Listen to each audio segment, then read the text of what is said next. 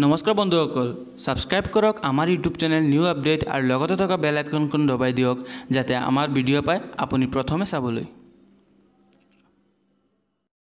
গোলাঘাটত আজি কৃষক মুক্তি সংগ্ৰাম সমিতিৰ প্ৰতিবাদী কাৰ্যসূচী নিপকোৰ বিৰুদ্ধে প্ৰতিবাদী কাৰ্যসূচী সংগঠনটোৰ জিলা উপায়ুক্তৰ কাৰ্যালয় ঘেৰাও কৰি প্ৰতিবাদ সাব্যস্ত কৰে নিপকোৰ সৃষ্ট বানে গোলাঘাটত বিভীষিকাৰ সৃষ্টি কৰিছে 9 দিন ধৰি বানৰ কবলত থকাৰ পিছতো অন্ত পৰা নাই ৰাইজৰ যন্ত্ৰণা নিপকোৰ এনে হঠকাৰী সিদ্ধান্তৰ বিৰুদ্ধে গোলাঘাটত আজি কৃষক নেতা অখিল গগৈ সমন্বিতে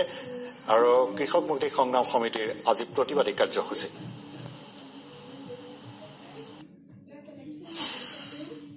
প্ৰশাসনৰ লগত আলোচনা কৰাৰ অৰ্থটোৱে হ'ল যে পৰিকল্পিতভাৱে নিপকোৱে এবাৰ পানী এৰিব খুজিছিল 30 জুলাই তাৰিখৰ দিনা আসলতে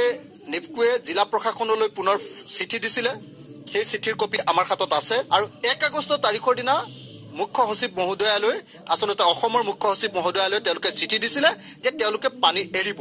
এই যে পৰিস্থিতিটো এটো অতি স্পষ্টভাৱে প্ৰমাণ কৰিছে যে আজি গোলাঘাটত যে বান দুৰ্যোগ হৈছে তাৰ কাৰণে আসলতে নিপকোৱে পানী এৰি দিয়াটোৱে প্ৰধানত জগৰীয়া আৰু আসলতে নিপকোৱে সেডিমেন্ট ফ্লাছ কৰিলে যাৰ কাৰণে আজি আমাৰ গাঁওবিলাকত 116খন গাঁৱত সম্পূৰ্ণৰূপে বালি আৰু পলখেৰে পুটি পেলালে এই এলাৰ্ট দি থকাৰ পাছতো আমি দুৰ্ভাগ্যজনকভাৱে দেখিবলৈ পালো যে জিলা প্ৰশাসনে কিন্তু মানুহক উঠাই আনিবৰ কাৰণে মানুহক নদীৰ পাৰৰ পৰা আঁতৰাই দিবৰ কাৰণে মানুহক গাঁও খালি কৰিবৰ কাৰণে কোনো ব্যৱস্থা গ্ৰহণ নকৰিলে ফলতে এজন অযোগ্য